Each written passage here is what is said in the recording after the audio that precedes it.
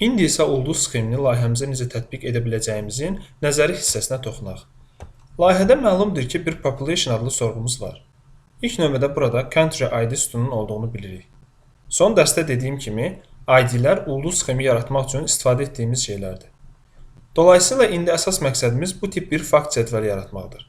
Gördüyünüz kimi bu cədvəldə country ID, age group, ID, gender, population və year adlı sütunlar vardır. Yəni bu fakt cədvəlində biz nə country, nə də age qrupu görə bilmirik. Çünki həm country ilə bağlı məlumatlar, həm də age group ilə bağlı olan məlumatlar bir xarici qaynaqda, yəni dimension cədvəldə olacaqdır.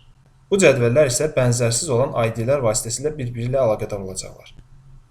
Bunun əsas məqsədi odur ki, datalarımızı daha yaxşı strukturlaşdırmaq üçün bölgə və yaşa aid olan məlumatların özəl cədvəllərdə saxlandığından əmin olmaq istəyirik.